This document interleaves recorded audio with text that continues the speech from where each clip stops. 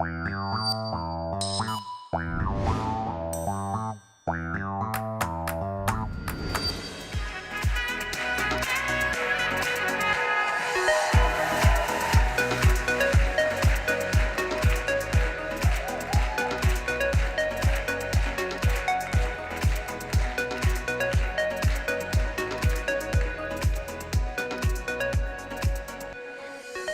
et messieurs, bonsoir.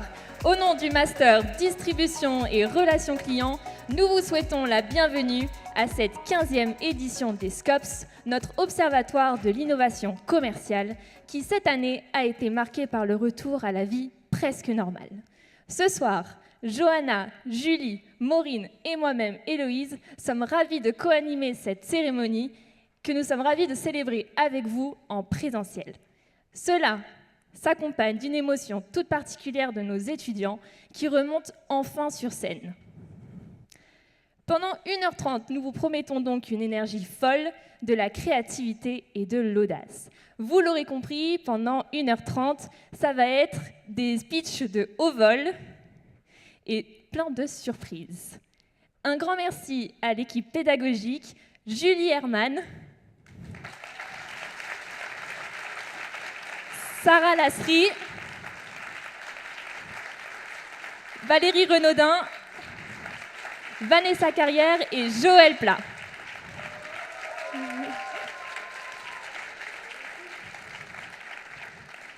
Sans plus attendre, nous laissons donc la parole à Julie et Sarah. Cher jury, cher public, excellente soirée.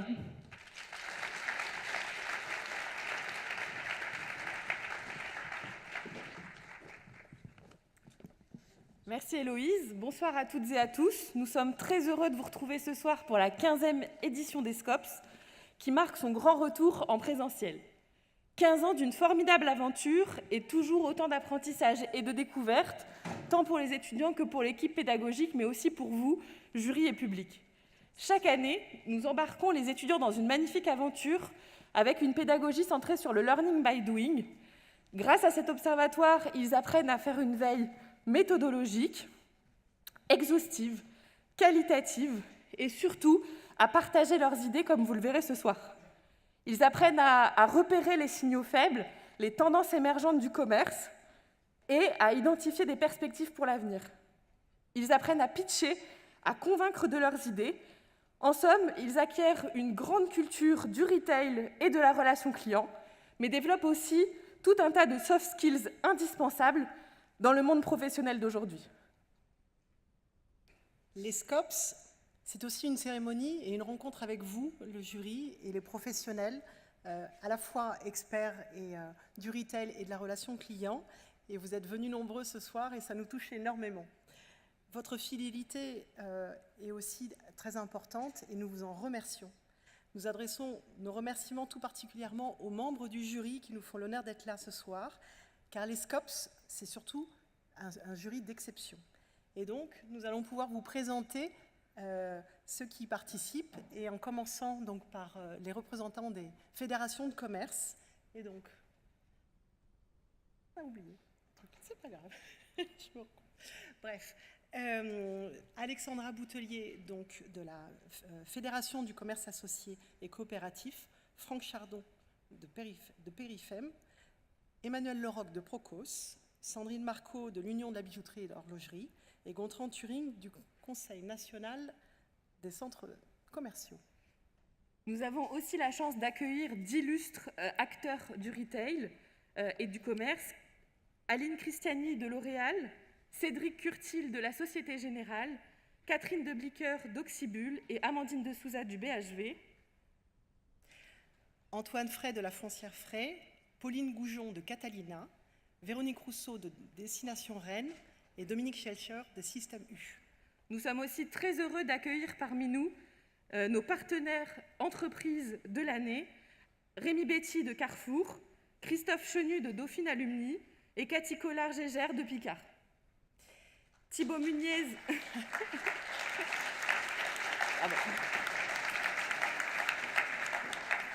Thibaut Munier de Numberly, Eric Wolzen-Logel de Proximis et Bruno Wittveut, membre de la Fondation Dauphine. Et Et notre jury est complété par la présence de consultants et médias qui s'intéressent au commerce et à leurs évolutions. Bertrand Clémensin de Bearing Point, Cédric Ducrot de Diamart, Joël Pellegrin de Gallium Partners et Yves Puget de LSA. Merci à tous. Et nous laissons la parole à Johanna pour vous expliquer le déroulé de cette soirée. Merci à vous, passez une bonne soirée.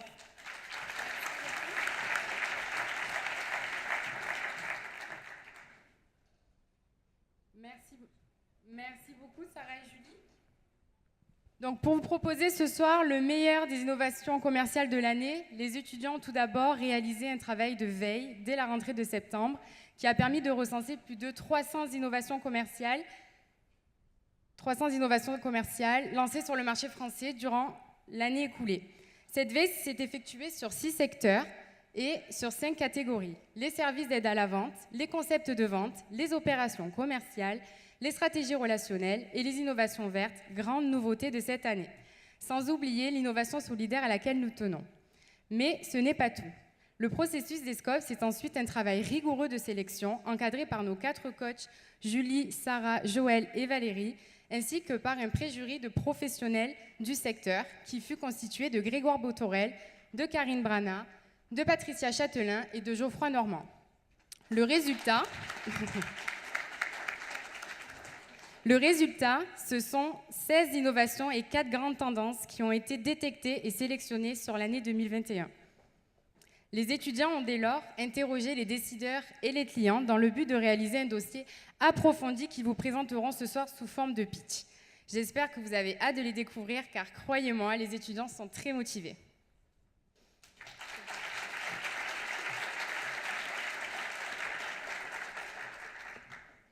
Toutes ces innovations ont vu le jour dans un contexte de sortie de crise sanitaire pendant laquelle l'expérientiel et le relationnel ont été mis à mal.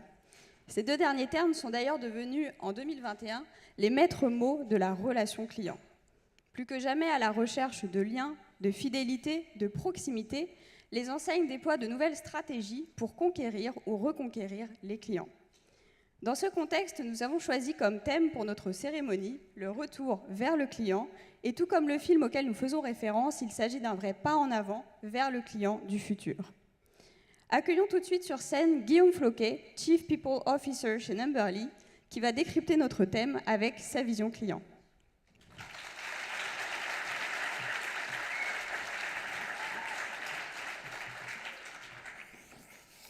Bonsoir à tous. Alors, c'est un exercice très amusant que je fais du coup maintenant chaque année, où je m'inspire du thème de la soirée pour écrire une espèce de petit édito de ce qui me passe par la tête. Et effectivement, quand j'ai vu votre thème, Retour vers le client, et que j'ai vu la photographie, je me suis demandé, en fait, et si plutôt qu'un retour vers le client, c'était pas un aller vers le client. Et donc, tu viens de le dire, et c'était, je pense, tout à fait juste. En fait, la crise sanitaire, autant que les enjeux futurs pour la planète, aujourd'hui on le voit, les enjeux géopolitiques ou le réchauffement climatique, nous poussent sans doute à changer de paradigme. Et alors, du coup, mon édito, c'est vous parler en fait du changement de paradigme. Qu'est-ce que c'est qu'un changement de paradigme ? Au fond, c'est trois dimensions. D'abord, c'est une façon de concevoir le monde autrement, c'est-à-dire de changer de point de vue. Donc ça nécessite déjà de lâcher prise sur notre conception du monde tel qu'on le voyait. Ensuite, c'est d'associer à cette nouvelle vision une identification du bien. Donc ça touche à nos valeurs, à notre éthique, qui du coup évolue un peu. Et puis enfin, c'est associer des actions concrètes en se posant la question, mais comment on doit s'y prendre pour aller dans ce sens ? Alors, si je regarde en arrière, le paradigme qui correspondrait à un retour vers le client, en fait, c'est, à mon avis, celui de la croissance par l'augmentation de la consommation et de la productivité au travail. Au fond, c'est celui de la juste réponse du capitalisme à nos économies et de la croyance que nos énergies sont d'une certaine manière inépuisables. C'est un paradigme où finalement nos clients reviennent à leur point de repère d'avant-crise, c'est-à-dire une incitation à une consommation du toujours neuf, à la modernisation incessante de leurs équipements, Donc qu'il s'agisse de téléphones, de voitures, de vêtements, de matériel informatique, une invitation à exister par le biais des marques, un monde où l'efficacité du transport se mesure plus au temps qu'on passe dans les transports plutôt qu'à la distance qu'on parcourt, et un monde enfin où le digital pourrait peut-être être synonyme d'abondance. Alors si je pense au paradigme vers lequel d'autres semblent se diriger, c'est plutôt celui du profitable et responsable à la fois, celui de la mesure de la réduction des empreintes carbone ou encore de la recherche des alternatives aux énergies carbonées, celui qui conduit à s'interroger sur la réduction de notre consommation ou la réduction de nos déplacements, celui qui révise nos équilibres de vie comme le travail à distance, le besoin de qualité de lien avec l'autre ou encore les habitudes alimentaires qui basculent de l'animal au végétal. C'est celui de la vertu des économies de partage, du réemploi des biens de consommation ou des circuits courts. Finalement, c'est peut-être en fait un paradigme où nos points de repère sont vraiment à découvrir et où le digital pourrait rimer avec sobriété. Alors, moi, ça m'interroge, et vous voyez l'image qui se trouve à l'écran, en fait, quelle valeur souhaitons-nous porter pour nos clients ? Alors, si on représentait les paradigmes comme des vallées placées les unes à côté des autres, avec le monde qui serait une boule qui oscille à travers ces vallées, en fait, je me demande si le monde ne se trouve pas aujourd'hui dans un entre-deux, pouvant à la fois revenir en arrière ou basculer en avant, on ne sait pas trop. Et je me dis, les marques ne doivent pas chercher à adapter leur message en fonction de ce que le client a envie d'entendre. Mais les marques doivent s'adapter à doivent adapter ce qu'elles font et ce qu'elles disent aux nouveaux enjeux du monde. Et du coup, si elles sont alignées avec ces enjeux, et qu'elles font ce qu'elles disent, et qu'elles disent ce qu'elles font, alors le client qui partage ces valeurs adhérera plutôt naturellement à ces marques. Alors en fait, deux mondes se dessinent sans doute, juste pour demain matin.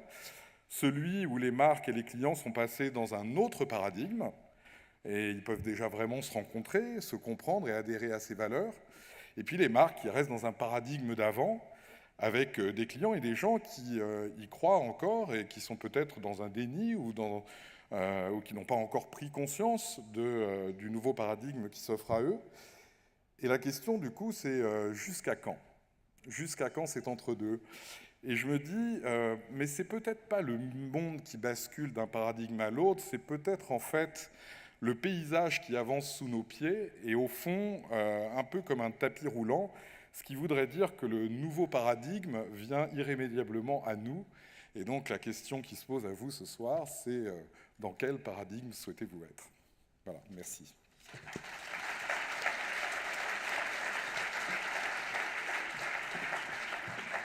Un grand merci Guillaume pour la pertinence de votre analyse du thème de cette édition 2022 des Scops.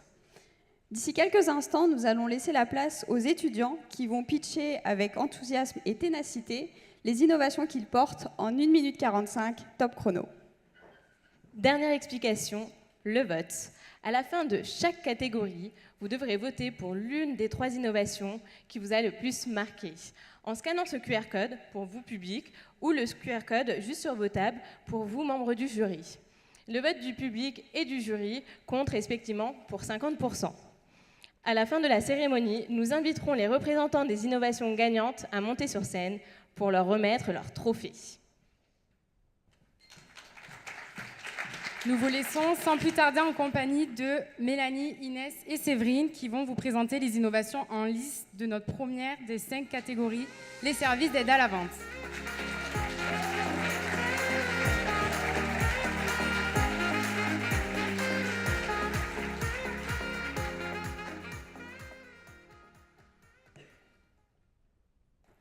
Un Samsung S5, un iPhone 4 ou même un vieux BlackBerry.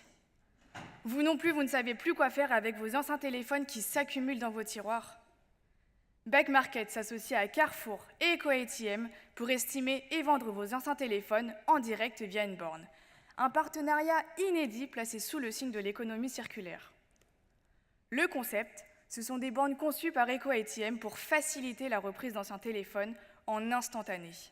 Ces bornes sont déjà présentes dans 120 magasins Carrefour et devront s'étendre dans 250 magasins d'ici avril 2022.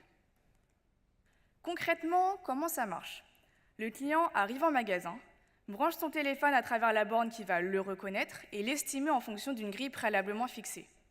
Ensuite, le client pourra refuser ou accepter l'offre contre un bon d'achat valable immédiatement chez Carrefour. Par la suite, suivant l'état du téléphone, celui-ci peut être reconditionné par EcoATM puis remis en vente sur Back Market ou alors recyclé par EcoATM. Après 1 mois et demi de lancement, ce sont 2000 téléphones portables qui ont pu être récoltés. Un résultat prometteur pour le lancement d'un dispositif disruptif de cette nature. EcoATM va pouvoir récolter de nombreux téléphones rapidement et démontrer une nouvelle fois son expertise technologique et son engagement pour la durabilité. Back Market va pouvoir émerger physiquement dans le quotidien des Français et agrandir son offre produit. Carrefour créera de la valeur pour le client et renforcera sa démarche RSE. On a donc une réelle interaction entre ces 3 acteurs qui ont su tirer profit de leurs avantages respectifs pour offrir aux clients 3 bénéfices. Une solution contre le gaspillage électronique, un accroissement de leur pouvoir d'achat, mais, et surtout, plus de place dans leur tiroir. Car si vous ne le saviez pas, en France, ce sont 100 millions de téléphones qui dorment encore dans nos tiroirs.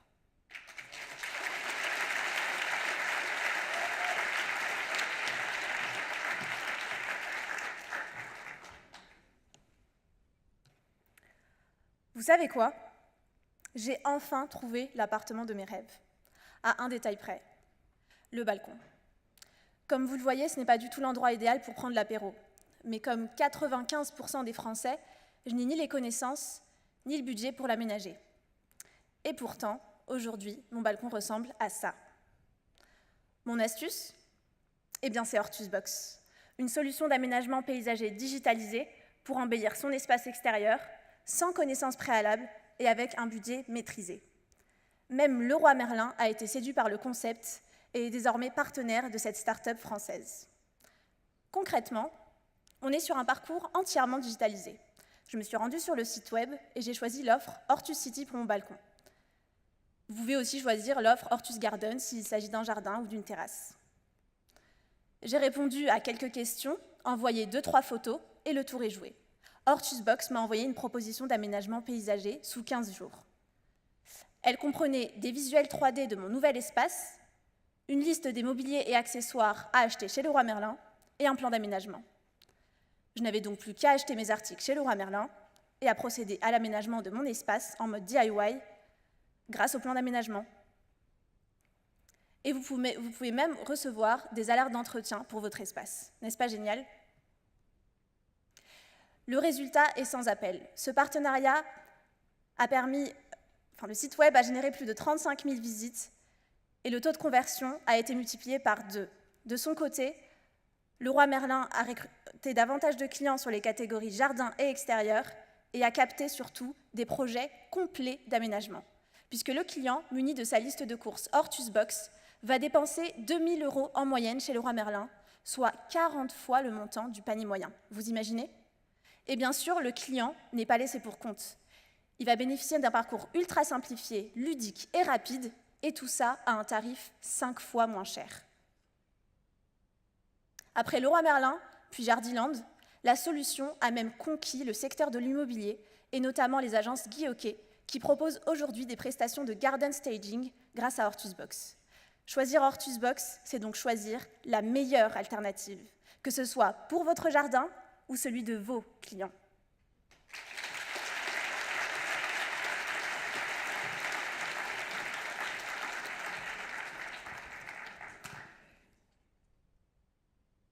Il faut que je vous raconte ce qui m'est arrivé hier soir.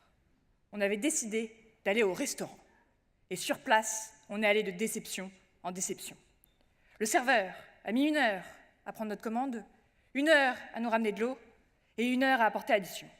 Un désastre. Et pourtant, avec Sunday, les choses auraient pu se passer autrement. L'idée a émergé pendant les confinements par les fondateurs des restaurants Big Mama. Le principe est très simple. Vous scannez le QR code présent sur votre table et là, vous payez votre addition ou bien vous la divisez avec vos amis. Le tout en moins de 10 secondes.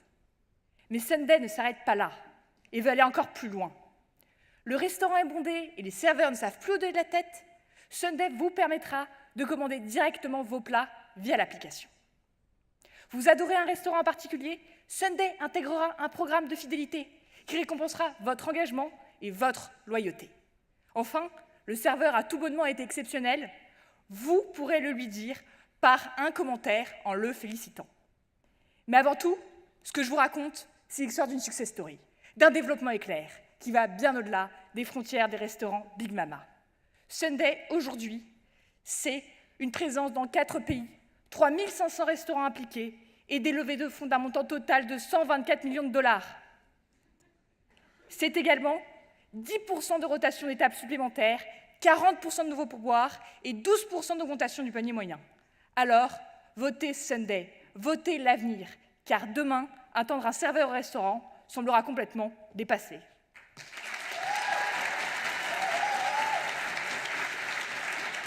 Merci beaucoup à vous trois.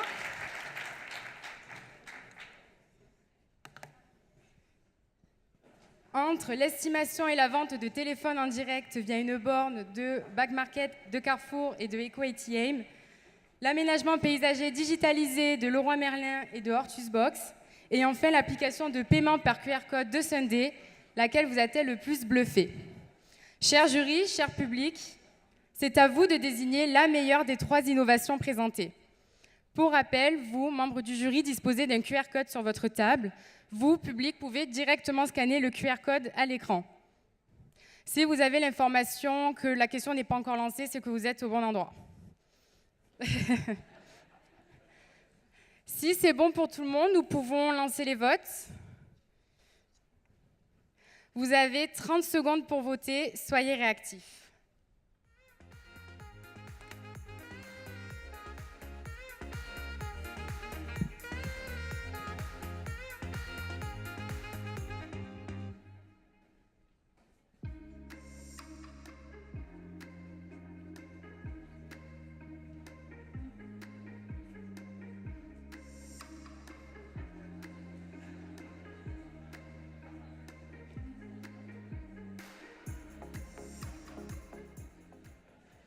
Le temps est écoulé. Merci beaucoup.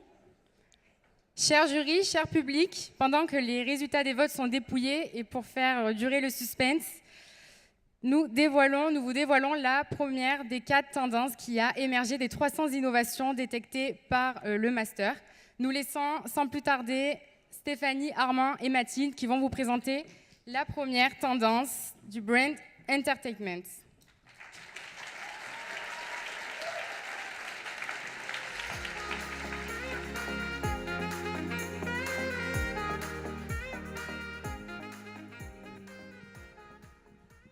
Il était une fois 2 marques. La première issue du monde de prêt-à-porter, la seconde issue du monde du divertissement. Chacune évoluait et innovait de son côté dans son domaine de prédilection, jusqu'au jour où la marque de prêt-à-porter ressentit le besoin de développer du nouveau contenu pour ses consommateurs. Car ces derniers ont bien changé. Ils sont devenus de plus en plus zappeurs, passant d'une marque à une autre sans état d'âme. Afin de les attirer et les retenir, la marque se donna alors une nouvelle mission, les divertir. En développant du contenu de marque inspiré de l'industrie du divertissement, elle fit le choix du brand entertainment. Cette histoire, c'est celle d'un grand nombre de marques à l'instar de Lacoste. En 2021, elle se maria avec Peanuts pour créer une gamme de prêt-à-porter mettant en scène les fameux personnages de la BD. Ce retour en enfance est l'occasion pour les adultes de transmettre à leurs enfants leur attachement aux 2 marques. Mais cette histoire n'est pas isolée. D'autres marques décidèrent aussi de s'unir pour créer du divertissement ensemble et vivre une histoire passionnée. En 2021, le brand entertainment entre dans une nouvelle dimension.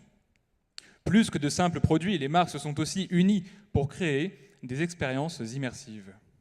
C'est le cas de la SNCF qui a lancé en gare une expérience inédite dans le monde de Harry Potter. Nyx, quant à elle, s'est invitée dans l'escape game La Casa de Papel, The Experience, pour faire la promotion de sa collection inspirée de la série. Ce faisant, les marques font voyager les consommateurs dans des univers qui leur sont chers et pour lesquels ils sont prêts à dépenser plus. Collections et expériences sont les clés du succès de ces unions. Alors si vous aussi, cher public, Vous souhaitez vivre une belle histoire d'amour, vous devrez aussi faire attention à trouver votre moitié, c'est-à-dire le bon binôme en phase avec vos valeurs, respecter votre plateforme de marque et celle de votre partenaire. Cependant, être en couple ne fait pas tout. Même seules, les marques ont le moyen d'embarquer leurs consommateurs dans des aventures uniques en s'appropriant les codes du divertissement. Épar casse les tabous sur la constipation et rassure les consommateurs avec des podcasts au ton léger grâce à un fin mélange entre humour et conseils avisés. Fini le timer pour la cuisson des pâtes. Barilla a réenchanté ce moment avec des playlists qui font voyager le consommateur en Italie. Pour son anniversaire, Louis Vuitton développe un jeu immersif et qualitatif pour se rapprocher de ses consommateurs. Surprise et qualité de contenu et d'exécution sont les clés de succès de cette aventure en solitaire. Alors si vous aussi, vous êtes plutôt du genre indépendant et que vous décidez de vous lancer dans le brand entertainment seul, vous devrez aussi faire attention à choisir le bon divertissement pour vous adresser à votre public avec authenticité, tout en vous appropriant les codes de communication des plateformes médias, et trouver le bon équilibre entre créativité et efficacité pour ne pas vous perdre en chemin.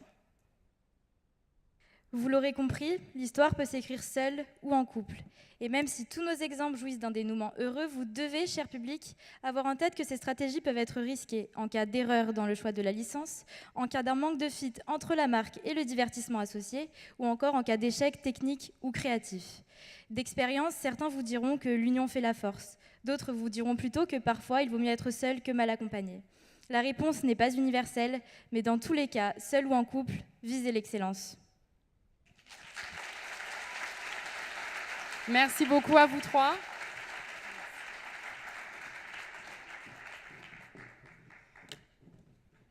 Vous avez voté et il est maintenant temps de vous révéler le nom de la première entreprise à remporter un trophée cette soirée dans la catégorie des services d'aide à la vente.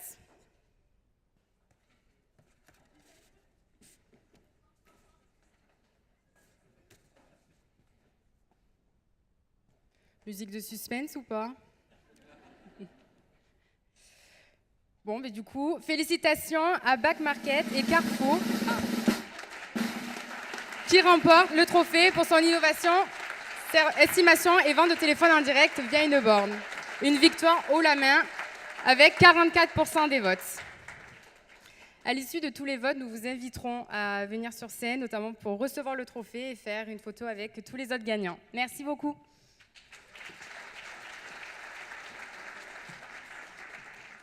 Après les services qui améliorent l'expérience d'achat, passons maintenant à la deuxième catégorie des concepts de vente. Avec une année 2021 riche en challenges, les nouveaux concepts ont été nombreux et il n'a pas été facile de les départager pour vous présenter uniquement les meilleurs ce soir. Alors sans plus attendre, laissons la parole à Floriane, Hugo et Avi qui vont nous présenter leurs innovations.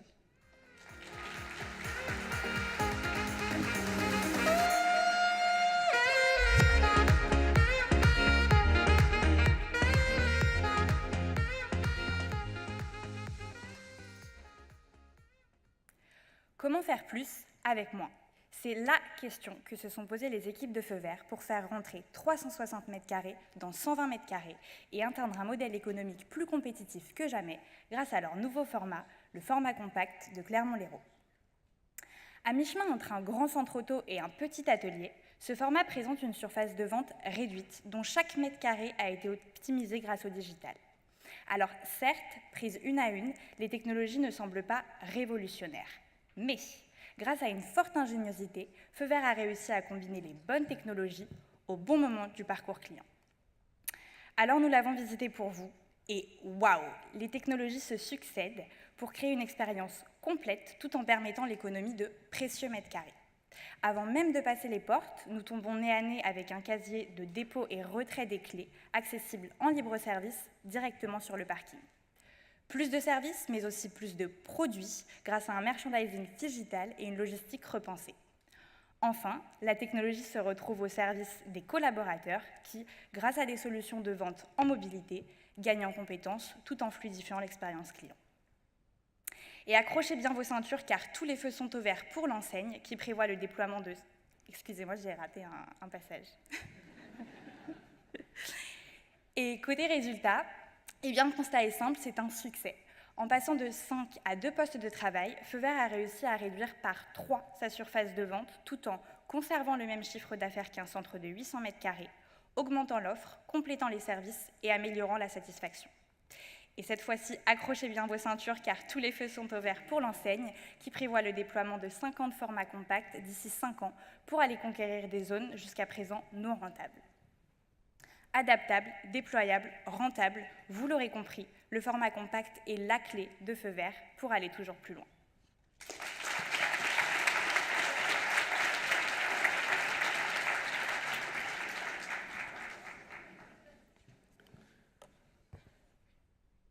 Et c'est comme ça que Caption a réussi à créer un nouveau marché qui va changer le monde, qui va être aussi bien bénéfique pour les salariés que pour les chefs d'entreprise.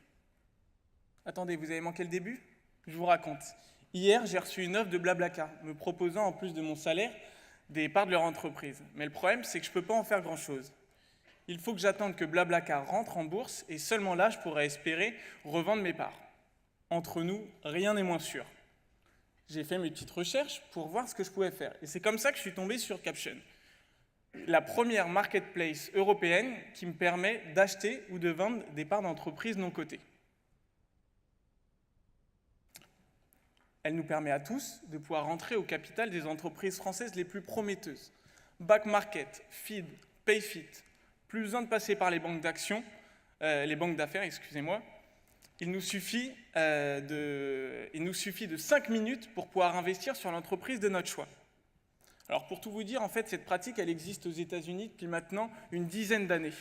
La valeur de la version américaine de Caption, Carta, a explosé cette dernière année, passant de 3 à 7 milliards de dollars.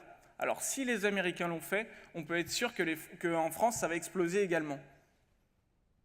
Et ça tombe bien, parce que le marché français est arrivé à maturité.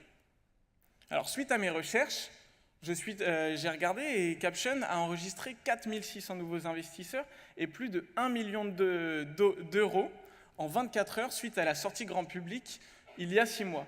Depuis, c'est plus de 10 millions d'euros investis et des ventes en quelques minutes. Alors, si je pouvais vous donner un petit scoop, j'ai discuté avec Mathieu, qui est le cofondateur de Caption, et qui m'a dit que dans une semaine, on pourrait rentrer au capital de Caption via leur plateforme. Alors ne l'oublie pas, toi qui es en constante recherche de bons plans, Caption est la première marketplace française qui te permet d'investir aussi facilement sur les startups.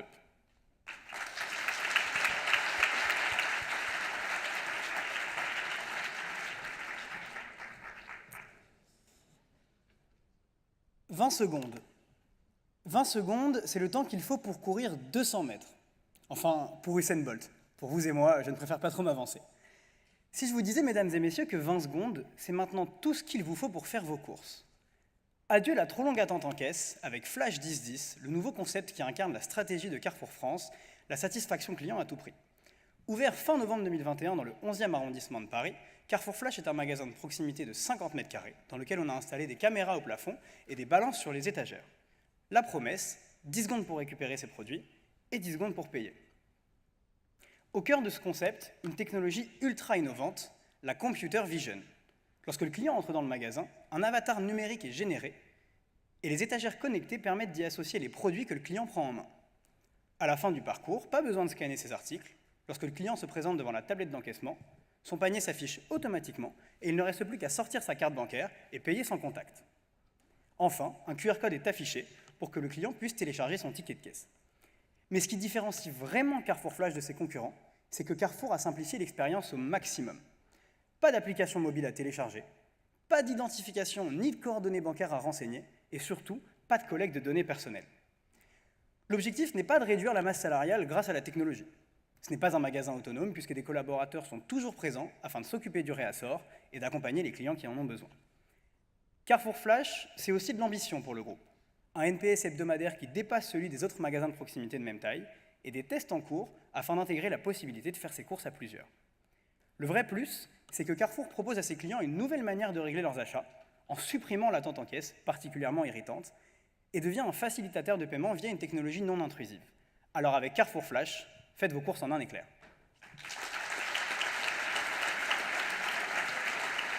Un grand merci, Floriane, Hugo et Avi. Alors, de Carrefour Flash, du format compact de feu vert, de la bourse de la French Tech Caption ou encore Carrefour Flash, laquelle de ces innovations mérite de remporter le trophée du meilleur concept de vente? Eh bien, c'est à vous de trancher, c'est à vous de voter. Il n'est pas nécessaire de rescanner le QR code, vous pouvez vous rendre directement sur la page actualisée. Est-ce que vous êtes prêts? C'est parti.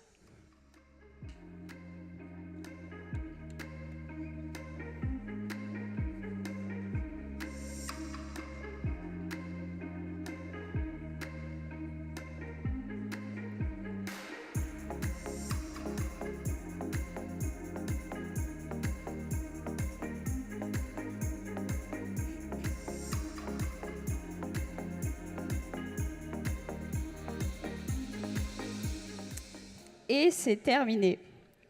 Passons maintenant à la deuxième tendance qui a marqué l'année 2021. On ne parle que de cela, et pourtant nombreux sont ceux que le sujet laisse encore perplexes. Peu connus du grand public il y a encore un an, ils sont aujourd'hui sous les feux médiatiques. Je parle évidemment des NFT, du métaverse et des actifs virtuels. Alors, pour nous éclairer sur ce sujet et comprendre l'agitation autour des NFT, métavers et actifs virtuels, j'invite Denis, Laurine et Lara à me rejoindre sur scène.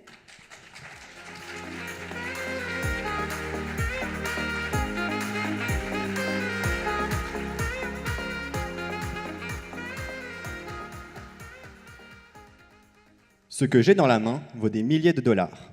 Et oui, bien plus qu'un simple téléphone, il s'agit de mon porte-monnaie virtuel qui contient l'entièreté de mes NFT. Vous trouvez ça peut-être absurde, pourtant, en 2021, les ventes de NFT ont représenté près de 25 milliards de dollars. Un NFT, ou Non-Fungible Token, est un jeton numérique qui garantit la propriété exclusive d'un actif virtuel comme une vidéo ou une image, achetée par le biais de crypto-monnaies. Et ce qui rend les NFT si uniques et authentifiables, c'est la technologie sur laquelle elles reposent, la blockchain, qui est une base de données géante et indépendante où toute nouvelle information est enregistrée et groupée en blocs de façon à être totalement transparente et sécurisée. Ces deux innovations combinées ont laissé émerger le métavers, cet ensemble de mondes virtuels dans lequel il est possible de se mouvoir, d'interagir et d'effectuer des transactions. Mais quels sont les enjeux pour les entreprises ? Les exemples d'entreprises qui utilisent les NFT et le métavers ont été très nombreuses et très médiatisées ces derniers mois. Entre Pizza Hut et ses parts de pizza virtuelles, Charmin et son papier de toilette non fongible, ou encore Nike qui ouvre un magasin dans le métavers, qui aurait pu s'imaginer il y a quelques années dépenser des centaines d'euros sur des actifs virtuels. Pourtant, c'est aujourd'hui une réalité et une infinité de nouveaux produits sont à imaginer. Au-delà du simple effet buzz, les entreprises sont confrontées à de réels enjeux, des nouveaux métiers à créer et des nouveaux acteurs sur le marché. Le métavers est déjà au service des entreprises, comme pour Hyundai, qui a décidé de créer un jumeau digital d'une usine afin d'expérimenter et d'optimiser sa chaîne de production. Ces nouveaux actifs virtuels replacent les clients au centre de l'attention. De nouvelles communautés NFT émergent dans lesquelles l'implication des membres est récompensée par des expériences uniques. C'est ce qu'a proposé par exemple l'Open d'Australie avec ses NFT et sa version virtuelle du tournoi sur le métavers Decentraland. Mais les clients font également partie intégrante de nouveaux business models comme le Play to Earn ou Jouer pour gagner dans le monde du gaming, un système dans lequel les joueurs peuvent récolter et vendre eux-mêmes des NFT sur la marketplace du jeu. Et pas besoin de quitter l'Hexagone pour prouver le succès du modèle puisque Sorare, la start-up française qui propose d'échanger des cartes NFT de joueurs de foot, a levé pas moins de 680 millions d'euros en septembre dernier. Au-delà de ces perspectives, les NFT comportent également des limites. Les NFT et le métavers souffrent d'un manque de régulation. Les gouvernements ont du mal à rester à la page face à la vitesse de l'innovation. On peut se questionner sur les lois qui régulent le métavers et les NFT et leur capacité à protéger aussi bien les individus que les entreprises, voire même la société. La technologie blockchain sur laquelle reposent les NFT et le métavers est également extrêmement énergivore. Le minage de ces actifs émet des émissions importantes en dioxyde de carbone. Les NFT et le métavers comportent également des implications sociales et sociétales. Par exemple, à New York, la demande en minage de crypto-monnaies a augmenté la facture d'électricité de plusieurs millions de dollars pour les entreprises et aussi pour les locaux. La non-perception du risque pour les consommateurs ainsi que le risque d'isolement dans une bulle virtuelle peut également soulever des questions. À présent, c'est aux entreprises et au pouvoir public de se saisir de cette tendance tout en tenant compte de ses limites afin de capitaliser au mieux sur ces nouvelles technologies.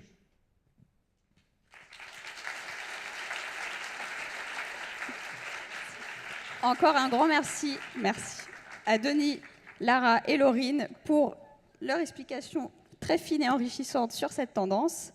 Sans plus attendre, je vous propose de découvrir qui est le grand gagnant du trophée pour le concept de vente 2021.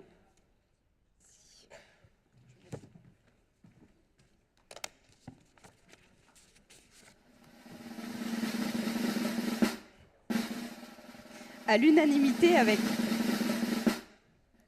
Ok, on y va. À l'unanimité avec 57% des votes, c'est Carrefour avec Carrefour Flash qui remporte le trophée pour son concept innovant.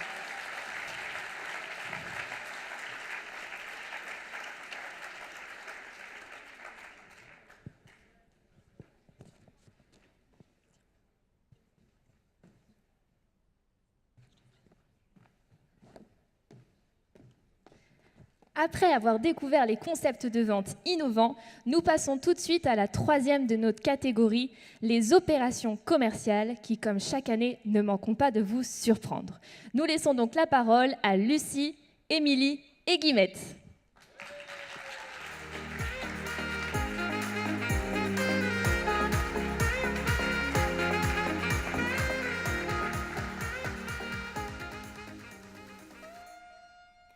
Qui n'a jamais été tenté d'appeler le Père Noël au 3630 ? Mais que diriez-vous d'y ajouter la magie de l'image pour lui faire dire le message que vous souhaitez adresser à vos proches ? Eh bien, pendant le mois de décembre 2020, Bouygues Telecom a dévoilé le numéro le plus prisé de la planète, celui du Père Noël. Un moyen de vous faire passer une fin d'année plus chaleureuse grâce à une technologie d'intelligence artificielle humaine sur une application populaire. Imaginez-vous, vous vous rendez sur l'application WhatsApp et vous envoyez au numéro dédié le message que vous souhaitez adresser à votre neveu. Et hop, la magie opère. Les lutins vous envoient directement dans la conversation votre vidéo du Père Noël et tout ça gratuitement. Une chose est sûre, votre plus beau cadeau sera de voir le sourire se dessiner sur le visage de votre neveu. Vous n'êtes pas client Bouygues Télécom, pas de panique. Cette opération vous permet aussi de partager avec vos proches des moments magiques. Que vous soyez client ou non client, l'opérateur tient donc sa promesse, faire grandir les relations humaines. Face au succès de 2020, l'opération a été reconduite en 2021 avec encore plus d'engouement et un effet boule de neige sans précédent. Ce ne sont pas moins de 3 millions de messages envoyés, dont 350 000 le 25 décembre.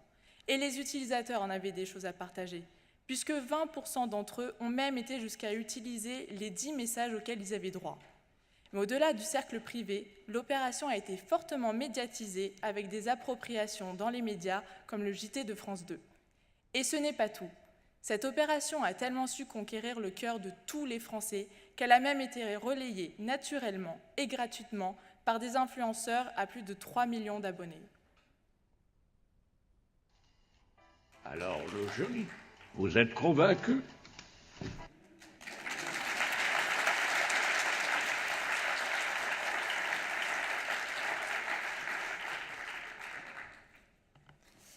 Ah, la nostalgie de ces fameux samedis soirs à la recherche d'inspiration pour trouver le film.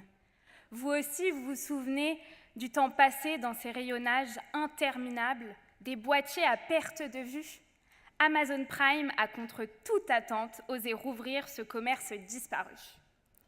C'est pour présenter ses dernières sorties cinématographiques exclusives qu'Amazon a ouvert son Prime Video Club éphémère en décembre dernier, place de la Madeleine. Rassurez-vous, pas de pénalité à prévoir si vous ne rendez pas votre VHS à temps. Les DVD ont été remplacés par des iPads placés sur des îlots un par genre cinématographique. Réserver sa propre salle de projection privée pour y découvrir des avant-premières était une des activités proposées aux visiteurs. Les plus chanceux ont pu s'essayer à l'art du doublage et incarner leurs héros préférés. Pour les aider, étaient présentes les voix françaises officielles de Leonardo DiCaprio et d'Angelina Jolie. Rien que ça. Pour finir en beauté ce retour vers le passé, les cinéphiles sont repartis avec leur to-see-list personnalisée. Leur to-see-list personnalisée conçue sur place par des experts en cinéma. Jusqu'ici noyée dans le package Prime de livraison express, la plateforme de streaming vise à devenir un service à part entière. Derrière ce coup de communication se cache une réelle ambition stratégique et relationnelle de la plateforme. Faire vivre une expérience unique à ses visiteurs et surtout recruter de nouveaux abonnés Prime. Premier pari gagné pour Prime Video puisque les visiteurs étaient au rendez-vous. Les 40 créneaux disponibles de projection et de doublage ont été réservés en moins de 2 jours. Au total, ce sont 200 clients prospects qui ont profité de cette expérience inédite.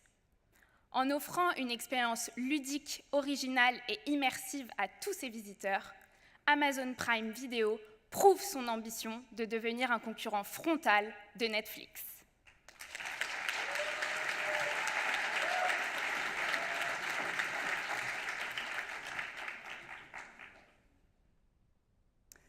Où suis-je? Cette habitation ressemble à une casa particular, ces maisons typiquement cubaines. Et ne serait-ce pas une Cadillac bleue postée juste là? Je dois me trouver en plein Cuba, mais je ne me souviens pourtant pas avoir quitté Paris. Début 2021, Eminente, alors toute nouvelle marque de rhum du groupe Moet Hennessy, souhaite monter une opération événementielle pour lancer sa marque. Mais souvenez-vous, en 2021, les voyages à l'étranger sont limités et les événements en soirée impossibles. Couvre-feu oblige. Alors, elle s'est associée à l'hôtel Monte Cristo, qui possède le plus grand bar à rhum de France, pour créer l'hôtel Eminente Cuba, un lieu d'évasion unique en plein Paris où les invités peuvent rester dormir après la soirée de dégustation. Cet hôtel capsule d'une ampleur inédite a ainsi ouvert ses portes au public fin 2021 pour 2 mois et demi via la plateforme de réservation Staycation. Et si je vous emmenais avec moi pour Una Noche Cubana? Commençons par une dégustation des Ron Eminente. Poursuivons par un dîner à la carte cubaine avec des plats relevés au rhum, puis finissons la soirée par un des 5 cocktails à l'Eminente spécialement élaborés par le barman du Monte Cristo. Avant de rejoindre l'une des 20 chambres entièrement redécorées, passons par le lobby. Tous les détails nous transporteront en plein dans les Caraïbes. Avec des séjours à partir de 350 €, l'hôtel affiché complet chaque nuit et les avis laissés sur la plateforme ont été excellents. Avec une centaine d'articles de presse publiés et plus de 500 posts d'influenceurs diffusés, l'activation média a permis d'atteindre largement l'objectif de notoriété de la marque. Son nombre d'abonnés Instagram a augmenté de 150% en 2 mois. Des résultats à vous mettre le rhum à la bouche. L'hôtel Eminente Cuba, c'est donc l'incarnation parfaitement réussie de la stratégie de cette dernière du groupe Moet Hennessy qui a su tirer des contraintes sanitaires une réelle opportunité de lancement.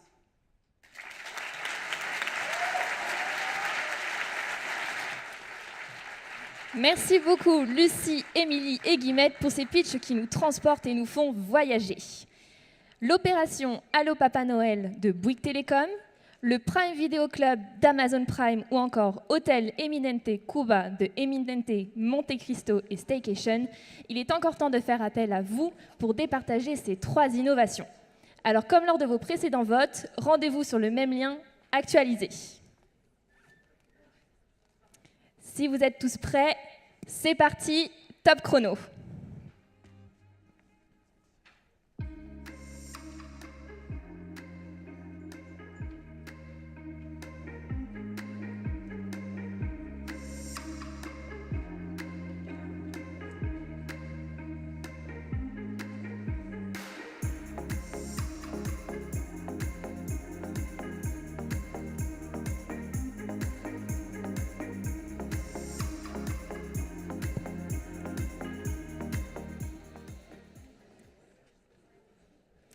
Merci à tous d'avoir voté. Pour vous faire découvrir la troisième tendance de l'année 2021, nous vous proposons d'applaudir Alexia, Sandrine et Clémence pour la récompense et la pédagogie au service de l'engagement.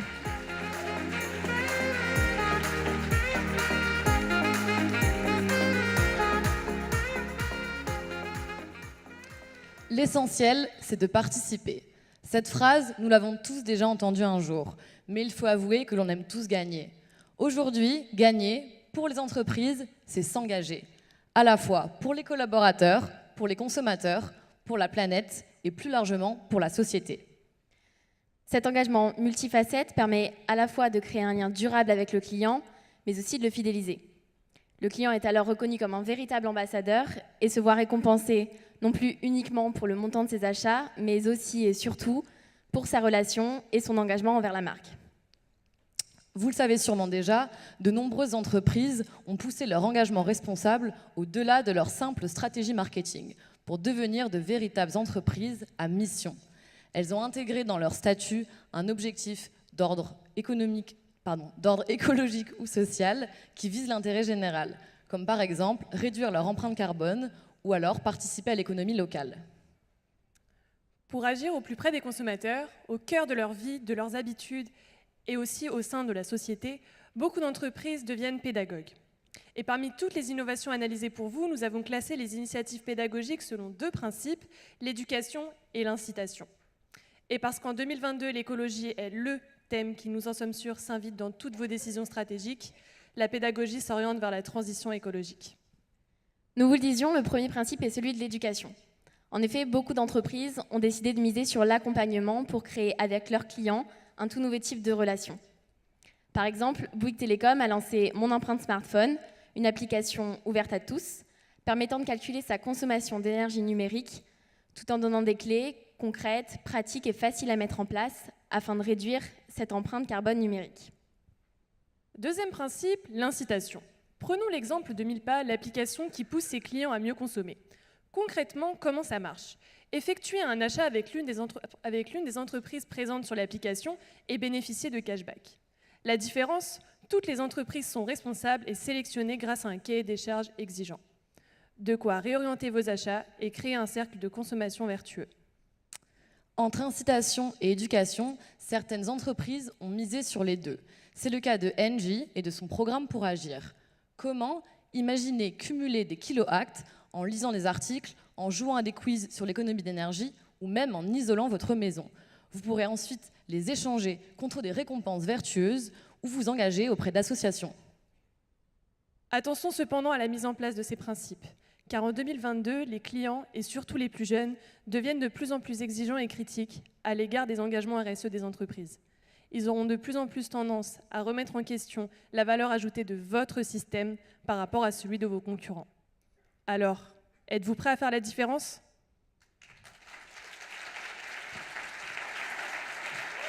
Merci Alexia, Sandrine et Clémence pour ce pitch engageant. Nous pouvons enfin mettre fin à ce suspense intenable et découvrir le nom de la troisième entreprise à gagner un trophée ce soir. Huissier ?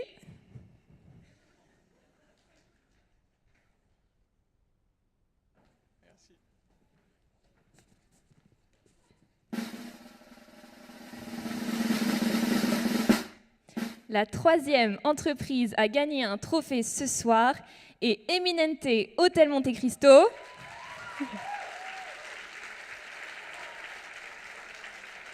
Pour son opération commerciale innovante, Hôtel Eminente, qui remporte le trophée avec 46% des voix.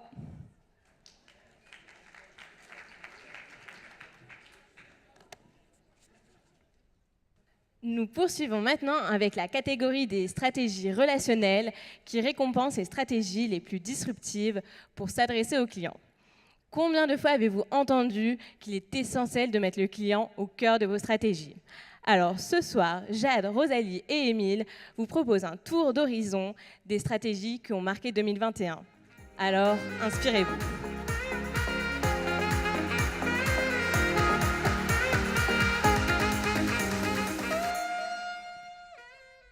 Vous ne le savez pas ?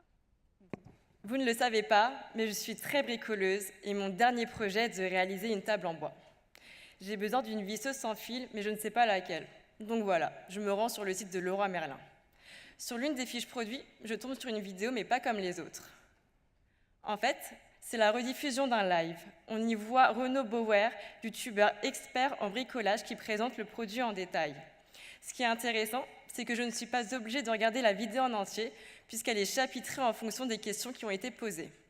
Moi, ce qui m'intéresse, c'est une démonstration, et j'y ai accès dans un clic. Je suis convaincue, j'achète le produit. C'est une aubaine pour toutes les entreprises qui ont développé le live shopping depuis les confinements. Ce service d'animation commerciale digitale est proposé par Cast, une start-up française en plein développement. Intégré dans le site marchand, Cast s'inscrit dans la stratégie relationnelle des retailers avec un nouveau moyen de communiquer avec le client. L'objectif ?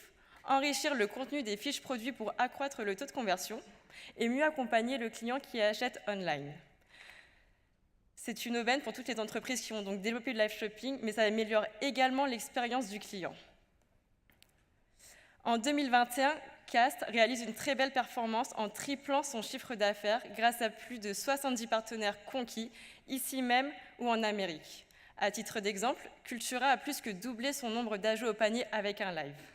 Mais au-delà de ces chiffres, Cast permet aux retailers de mieux comprendre leurs clients grâce à leurs questions, leurs réactions, tout en renforçant leur engagement. Finalement, Cast réhumanise le commerce digital en donnant intelligemment une seconde vie au live. C'est ainsi une solution forte qui repense l'expérience avant, pendant et après le live.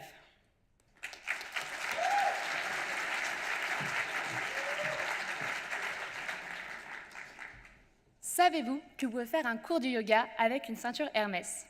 Cela peut paraître des plus improbables, mais cette maison de luxe a rendu cela possible grâce à son dernier événement éphémère, Hermès Fit. Ce concept qui a eu lieu aux Beaux-Arts de Paris s'inscrit dans une stratégie de marque visant à renforcer sa relation avec ses clients actuels et surtout à s'ouvrir à ses futurs clients en rendant le luxe plus accessible. Cet événement ouvert à tous et à toutes était unique et gratuit car il liait le monde du sport à celui du luxe à travers 6 différentes activités réalisées avec l'aide d'accessoires emblématiques de la maison. Si vous n'êtes pas sportif, ne vous inquiétez pas, vous pouvez toujours vous plonger dans l'univers d'Hermès à travers diverses activités. Ainsi, j'ai eu la chance de me rendre à cet événement avec certaines de mes camarades. Avant notre cours de sport, nous avons pu faire une séance photo mise en place par la maison. En effet, je tiens à préciser que l'événement était très instagrammable pour notre plus grand bonheur et celui des influenceuses. Par la suite, nous sommes débattus durant 30 minutes avec une ceinture Hermès durant notre cours de ceinture stretch avec un professeur de yoga vêtu de la couleur emblématique de la maison. Après cette belle séance de stretch, nous avons pu boire un verre de jus d'orange gratuit au bar devant un concert. Cette stratégie relationnelle ne s'arrête pas de son pays d'origine, mais a également été déployée à l'international pour renforcer la proximité de la marque à travers tous ses marchés. Donc, quels ont été les résultats de cette incarnation de stratégie relationnelle ? Des cours de sport réservés, complets dès le premier jour, un ragissement d'images de marque via les accessoires et les activités, et surtout des jeunes visiteurs emballés par la proximité établie avec Hermès. Enfin, le vrai plus d'Hermès Fit est d'avoir permis à la marque de montrer le luxe sous une nouvelle forme improbable pour créer une relation avec ses futurs clients.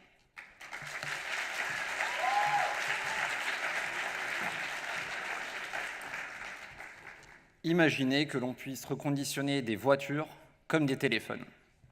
C'est le pari de Renault, qui convertit son usine de Flins en usine d'économie circulaire dédiée à la mobilité.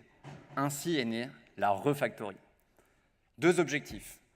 Prolonger la durée de vie des véhicules dans un contexte où le marché de l'occasion est en plein boom et préparer la seconde vie des batteries de véhicules électriques qui sont de plus en plus nombreux.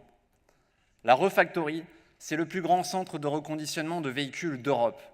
Il ne s'agit pas d'un atelier, mais bien d'une usine de reconditionnement de véhicules qui adopte des process semblables à ceux d'une ligne de montage de véhicules neufs. Ainsi, fini les véhicules d'occasion de qualité variable. Grâce à sa chaîne optimisée, la Refactory reconditionne un véhicule en seulement 8 jours, contre 21 habituellement en concession. Une fois le véhicule reconditionné, il est renvoyé vers les concessions et remis en vente sur le site internet de Renault. Et alors, que font-ils des batteries en fin de vie ? Eh bien, Renault les transforme en solutions de stockage d'énergie comme ce petit module qui servira de groupe électrogène à destination des artisans. Renault ambitionne de reconditionner 45 000 véhicules d'ici fin 2022 et 100 000 à horizon 2030. La transformation d'une usine de production en usine de reconditionnement aura un impact positif en termes d'emploi, car nous passerons de 2200 employés à 3000 d'ici 2030. Et cerise sur le gâteau, Renault ambitionne d'atteindre un bilan carbone négatif dans cette usine en 2030. Cette nouvelle offre commerciale marque une nouvelle page pour Renault, qui s'adresse à ses clients d'une manière inédite.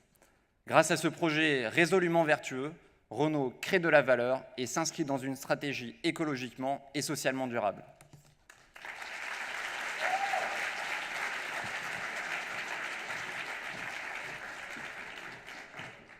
Merci beaucoup à tous les trois.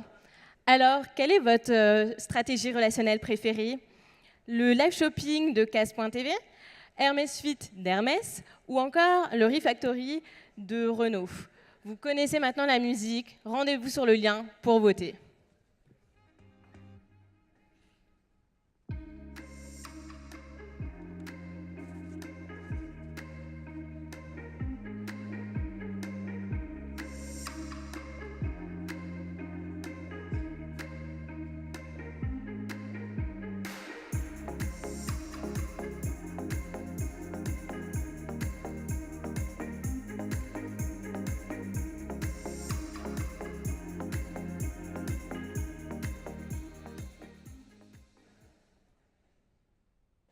Nous vous proposons maintenant d'entendre le pitch de la dernière tendance de l'année, toujours plus fast, toujours plus dark, par Agathe, Antoine et Sandra.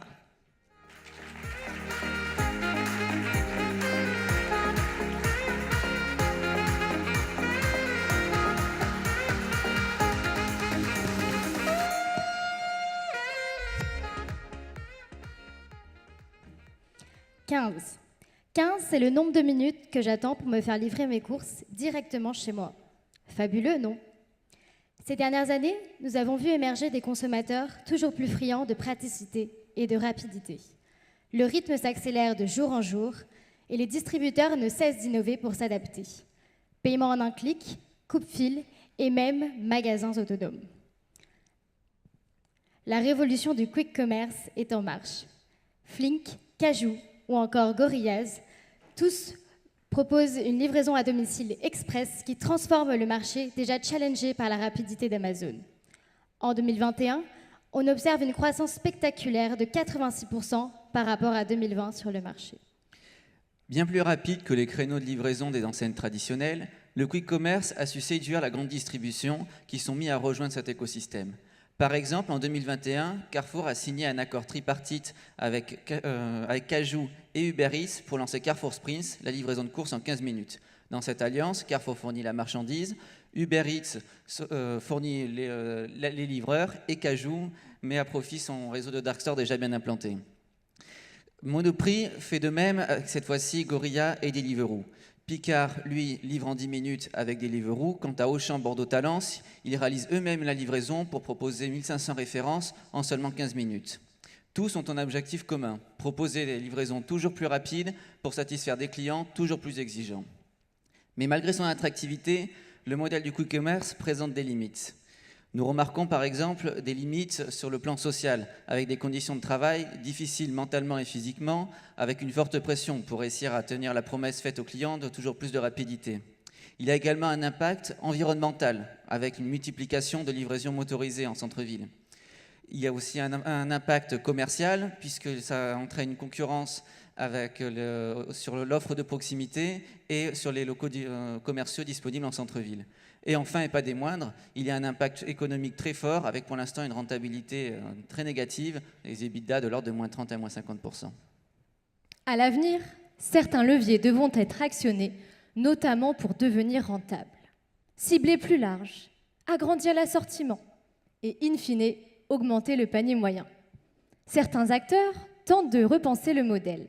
C'est le cas, par exemple, de la start-up Tutut, spécialisée dans la livraison à domicile à J0 en 2 heures dans un rayon de 30 km.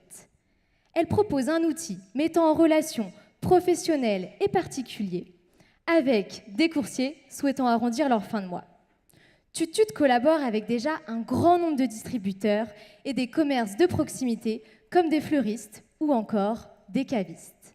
Ces startups innovantes comme Tutut proposent des services accessibles à tous, réduisant les inégalités entre les petites et les grandes villes.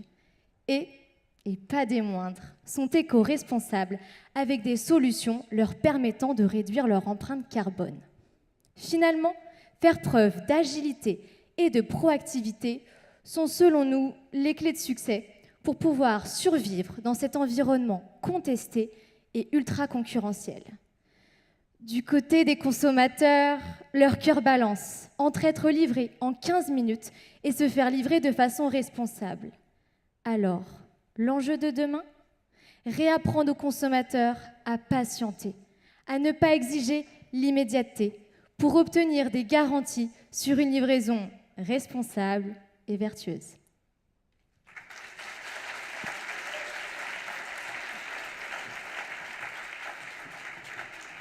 Merci beaucoup à tous les trois pour cette analyse. Et maintenant, place à l'annonce des résultats. Merci.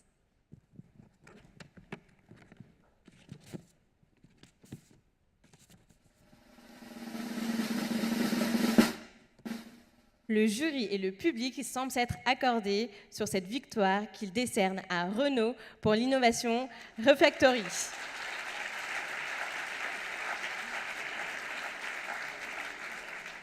Innovation qui remporte 65% des voix.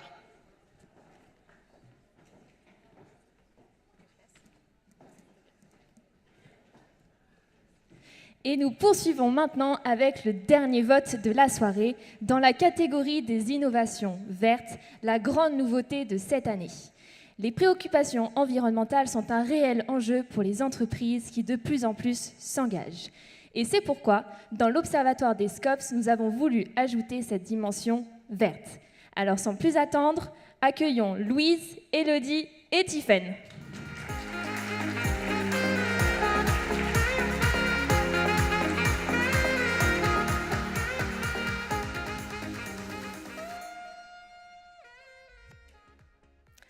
Regardez ce yaourt.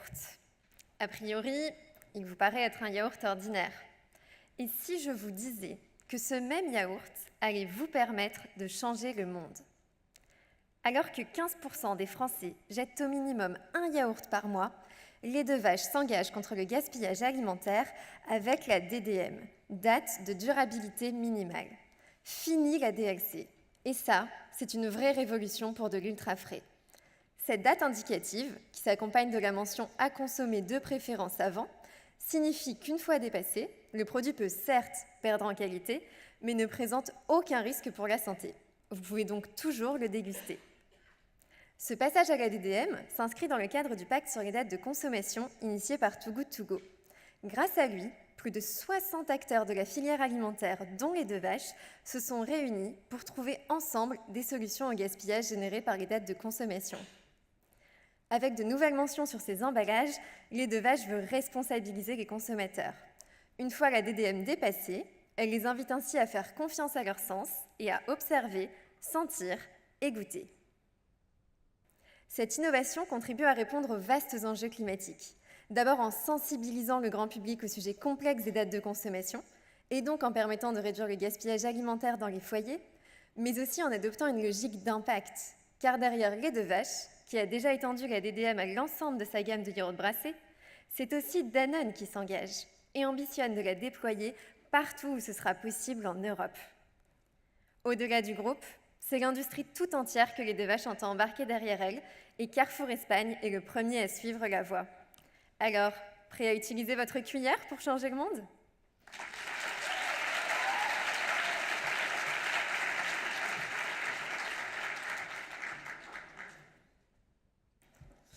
Vous n'êtes pas sans savoir que le vendredi 26 novembre 2021, c'était le Black Friday.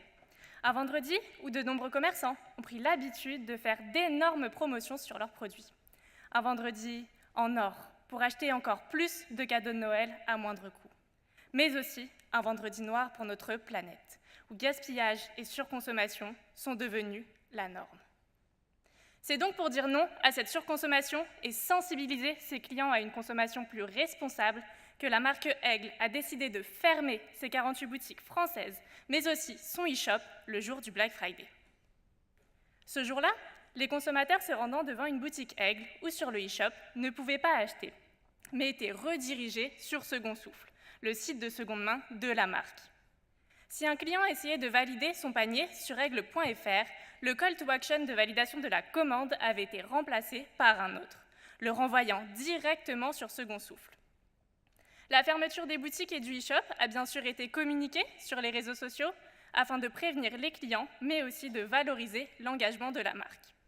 Les clients ont d'ailleurs été nombreux à liker et à plébisciter ce coup de pouce à l'économie circulaire dans leurs commentaires, et le Positive Friday a même été l'une des campagnes de la marque à obtenir le plus de visibilité et d'engagement en 2021. En renonçant à une des plus grosses journées de chiffre d'affaires de l'année, Aigle a prouvé son engagement indéniable pour la planète. Ce faisant, elle a renforcé son image de marque responsable, mais surtout, cette opération non commerciale sur le neuf a permis de promouvoir largement Second Souffle. Ainsi, Aigle a transformé le Black Friday en un Positive Day par la promotion de l'occasion au détriment du neuf. Agir pour la planète, c'est parfois savoir renoncer temporairement à faire du chiffre pour faire passer des messages forts. Et vous, oseriez-vous fermer vos magasins ?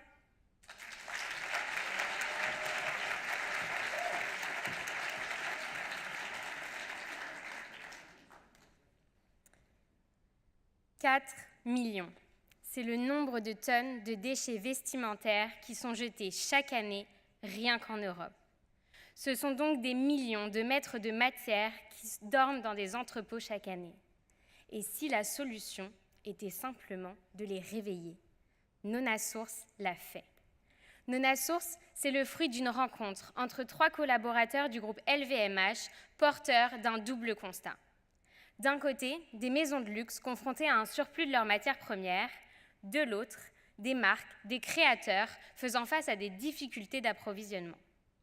De ces constats est donc née Nonasource, la solution qui permet de collecter les belles endormies des maisons du groupe LVMH et de les rendre accessibles à toute marque, tout créateur ou tout professionnel qui le souhaiterait à des prix compétitifs allant jusqu'à moins 70% de la valeur d'origine. Mais vous allez me dire, acheter une matière sur Internet sans la toucher, c'est compliqué. Nonasource a donc créé un showroom pour ceux pouvant se déplacer, mais surtout un site rempli de technologies et surtout où les matières sont ultra détaillées. Composition, grammage, coloris, des photos de mise en scène pour visualiser le tombé, le drapé et même des vidéos qui traduisent le toucher.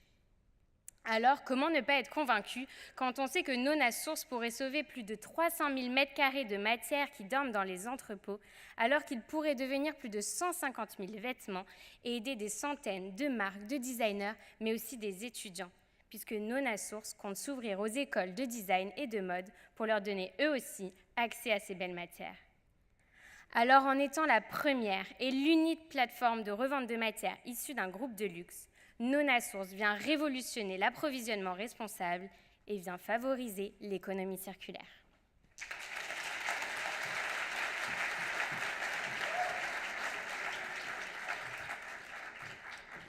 Merci beaucoup à toutes les trois. Une DDM sur les yaourts lait de vache, le Positive Friday d'Aigle ou encore Nonasource d'LVMH. Laquelle de ces innovations est la plus verte selon vous ? Rendez-vous sur le lien pour le dernier vote de la soirée.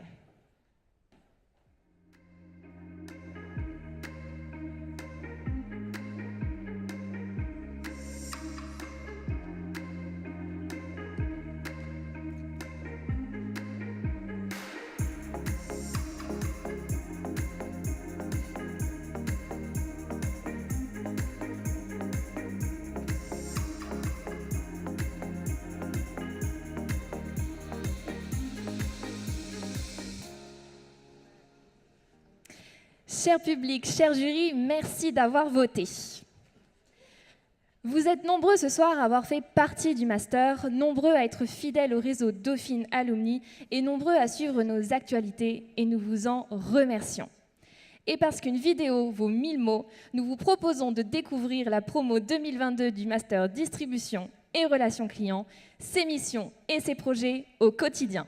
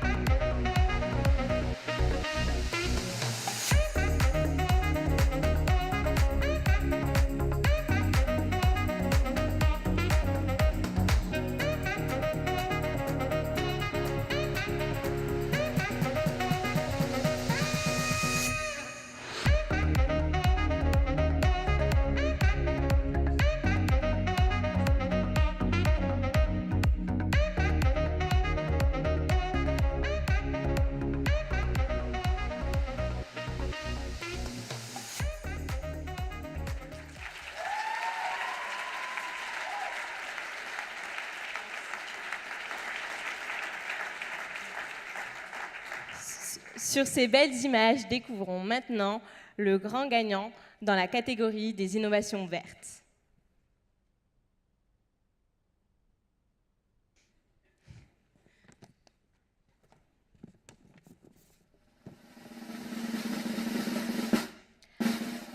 Avec 44% des voix, c'est Lait de Vache qui remporte le trophée de l'innovation verte.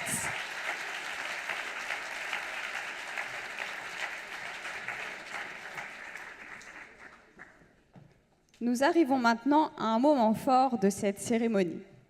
Chaque année, le Master, en partenariat avec Microdon, sélectionne son prix Coup de cœur solidaire. À travers ce prix, nous souhaitons mettre en avant un retail responsable, solidaire, mais surtout récompenser les initiatives sociales innovantes. Alors tout de suite, découvrons l'innovation solidaire de l'année présentée par Louise et Camille.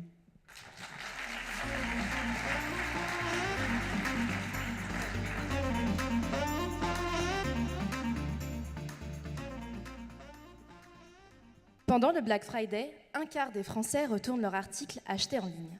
Cet événement commercial, synonyme d'impulsion, est particulièrement néfaste pour l'environnement. C'est pourquoi certaines entreprises décident de changer la donne en prenant à contre-pied cette période de surconsommation, comme Aigle dont nous avons parlé. Mais c'est aussi le pari d'Akan, une jeune marque de cosmétiques bio. Son objectif, faire du Black Friday un acte raisonné et solidaire. Ainsi, du 26 au 28 novembre, pour chaque commande passée sur l'e-shop, Akan offrait à ses clients une e-carte cadeau caritative. Celle-ci leur permettait de faire un don de 50% de leur panier à une association. Pour cette belle opération, Akan a utilisé le savoir-faire de Charityps, la jeune start-up qui a importé ce concept en France. Mais tiens Louise, concrètement, comment ça se passe ? Cette opération, je l'ai testée et je vais tout te raconter. Je suis sur Instagram et je tombe sur une pub d'Akan. Je t'avoue que de base, je boycotte le Black Friday, ce n'est pas du tout en accord avec mes valeurs. Mais cette fois-ci, j'ai été touchée par l'initiative solidaire d'Akan et coïncidence, j'avais terminé mon huile démaquillante. Je me rends alors sur l'e-shop d'Akan. Après avoir validé ma commande, je reçois par mail une e-carte cadeau caritative. Mon huile démaquillante, qui m'a coûté 20 €, me permet de reverser 10 € à l'association de mon choix. Je vais donc sur charityps.com pour découvrir l'ensemble des associations qui me sont proposées. Et là, c'est le coup de cœur. Je choisis Wings of the Ocean. C'est une association qui aide à dépolluer les océans. En un clic, j'ai pu, à mon échelle, rendre le monde un peu plus solidaire le jour du Black Friday. Et qu'en est-il des résultats? Pour Akan, cette initiative a été très bien accueillie par ses clients. Elle renforce son image d'entreprise engagée et à contre-courant des grandes opérations commerciales telles que le Black Friday. Pour Charitips, c'est l'occasion de développer sa notoriété auprès des consommateurs et de toucher une nouvelle cible. Finalement, je pense que la vraie force de ce partenariat, c'est de proposer une nouvelle approche à la philanthropie avec une solution digitale et intuitive. Plus besoin de carnet de chèques. Les jeunes adultes, moins sensibles aux dons que leurs aînés, vont peut-être trouver leur voie pour faire des dons et être plus solidaires. Merci beaucoup Louise et Camille pour la présentation de cette belle innovation solidaire. Nous invitons maintenant les représentants des entreprises des innovations gagnantes à monter sur scène, ainsi que les étudiants qui ont pitché ces innovations pour leur remettre leur trophée. Un grand bravo à Carrefour et Back Market qui remportent le trophée de la catégorie service d'aide à la vente pour l'innovation Born to be Alive. Dans la catégorie des concepts de vente, du coup, ce sera un tout petit peu après. Sorry.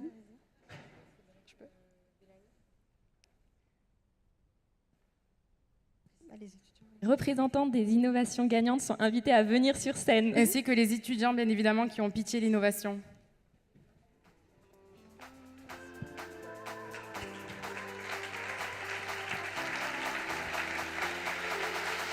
Oui, tout le monde en même temps.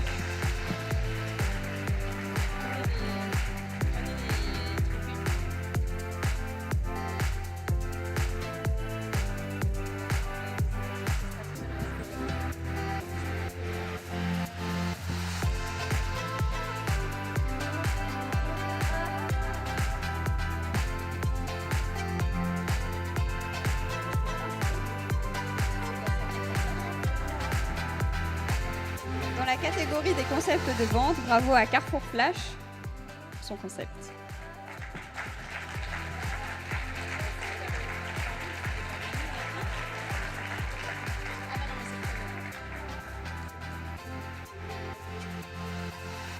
Le troisième trophée dans la catégorie des opérations commerciales revient à Hôtel Eminente.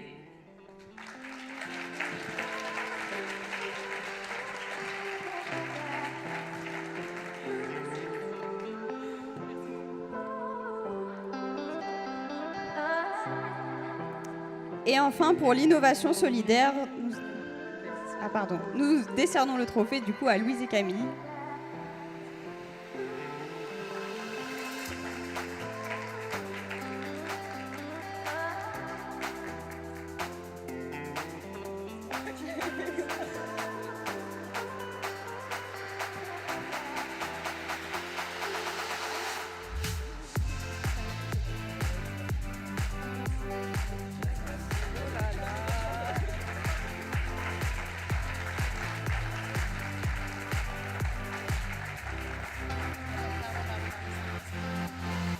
Dans la catégorie des stratégies relationnelles, bravo à Renaud pour le Refactory.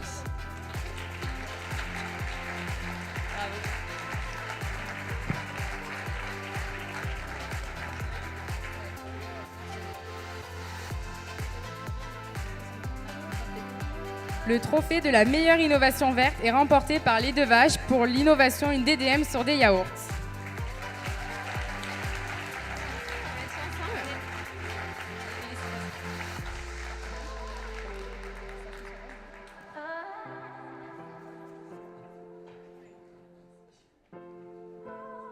Bravo à tous. Et ce n'est pas tout. Nous avons un dernier trophée à attribuer pour la meilleure équipe pédagogique. Un grand bravo à Sarah, Valérie, Vanessa et Julie.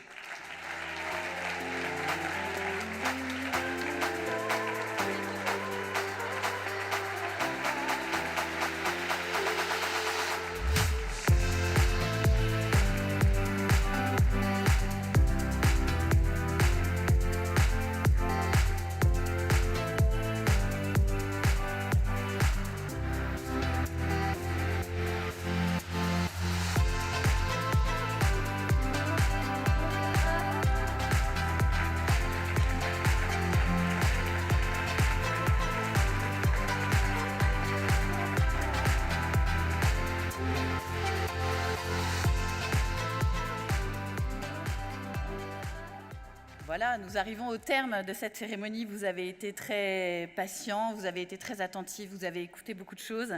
On espère surtout que vous avez été inspirés par tout ce qui a été dit et présenté. Alors on voulait, voilà, vous connaissez bien le master distribution et relations clients 206 pour les intimes. Et on voulait, en cette fin de cérémonie, vous annoncer la naissance de 2 de ses petits frères. Alors ce sont des diplômes en formation continue, des diplômes qui nous tiennent à cœur, qu'on a montés avec des partenariats et dont on espère qu'ils vont pouvoir ouvrir en septembre. Et donc Sarah va vous parler tout d'abord du premier, l'Executive Master Retail. Merci Valérie. Donc effectivement, nous avons lancé cette année un Executive Master Retail. L'objectif d'accompagner les professionnels dans l'acquisition de compétences tout au long de la carrière et en particulier la prise en compte des enjeux contemporains liés par exemple à la data, au développement durable. Et donc ceci, nous l'avons fait en partenariat avec le cabinet Diamart Consulting, avec un objectif de vous proposer une formation complète avec à la fois des professionnels du retail et des académiques pour vous proposer la formation d'excellence qui vous permettra de monter en compétence vous ou vos collaborateurs. Et puis, donc, l'autre certificat, c'est un certificat donc, sur un format plus court qui est centré autour des centres commerciaux. On l'a voulu centrer, bien sûr, sur toute l'innovation qu'il y a dans ce secteur et on l'a monté avec le CNCC. Donc, merci beaucoup au CNCC qui est présent également dans ce jury. L'idée, c'est d'avoir un certificat de référence dans ce secteur. La formation continue, il n'y en avait pas dans le secteur des centres commerciaux.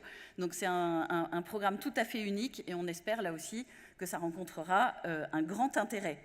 Donc voilà, donc ça c'était la petite page publicitaire pour vous dire que sur le plan pédagogique, nous continuons d'innover dans le secteur du retail avec beaucoup de plaisir. Nous tenons en cette fin de cérémonie, je crois que c'est à moi, c'est à Julie, c'est à Julie. C'est à Julie. C'est vrai. C'est pas grave, ça me fait très plaisir. C'est surtout, nous tenions à remercier les étudiants. C'est une très belle promotion cette année où ils ont pu effectivement avoir leurs cours en présentiel au maximum. Donc, grosse différence par rapport à l'année dernière, avec une petite pensée pour ceux l'année dernière qui ont fait donc, les 2 années précédentes cette cérémonie online. Et vraiment pour leur motivation, leur agilité tout au long de l'année. Et nous leur souhaitons de trouver leur voie professionnelle dans les meilleures conditions, dans le monde du retail, dans le monde de la relation client, et qui a plus que jamais besoin de têtes bien faites et d'une détermination sans faille pour se réinventer et aussi, surtout, pour continuer de nourrir notre observatoire des SCOPS.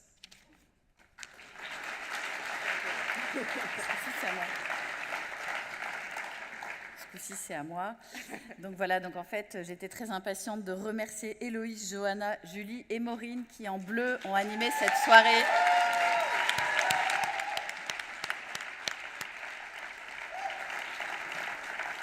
Donc elles l'ont préparée et animée d'une main de maître. Donc bravo à elles parce que ça a été beaucoup de travail et on en est vraiment très, très heureux. Elles l'ont organisé aussi en partenariat avec Numberly, qui est un partenaire extraordinaire, qui nous a accompagnés tout au long de l'année et qu'on remercie pour la fidélité de son engagement à nos côtés. Nous en profitons aussi pour remercier bien sûr nos autres partenaires historiques, LSA, Microdon et puis Dauphine Alumni. Et nous sommes très très fiers de ces partenariats qui s'inscrivent dans la durée. Je voulais aussi dire que nous avions une petite pensée pour Joël Plat, donc vous êtes certainement étonnés de ne pas le voir. Voilà, c'est le Covid qui le retient chez lui. Il est en pleine forme, mais voilà, il a préféré évidemment ne pas venir, mais il est présent avec nous par la pensée, bien évidemment. Et puis on voulait, voilà. Et on voulait finir en remerciant Vanessa Cailler qui nous a rejoints cette année dans l'équipe pédagogique et qui a aidé beaucoup nos étudiants dans la partie coaching et prise de parole en public. Elle a été les emmener marcher tout à l'heure, etc., etc. D'où en fait les conditions parfaites dans lesquelles ils étaient pour vous présenter les innovations ce soir.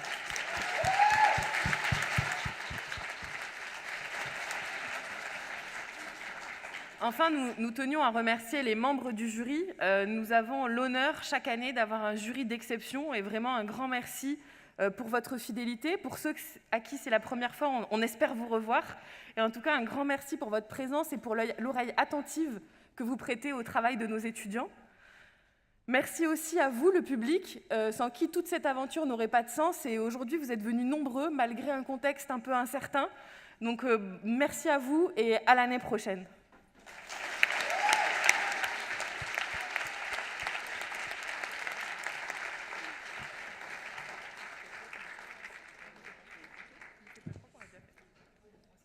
Alors, cette 15e édition touche à sa fin. Nous espérons que cette cérémonie aura été stimulante, riche en apprentissage et en découvertes, et surtout qu'elle aura su faire écho à vos futures stratégies.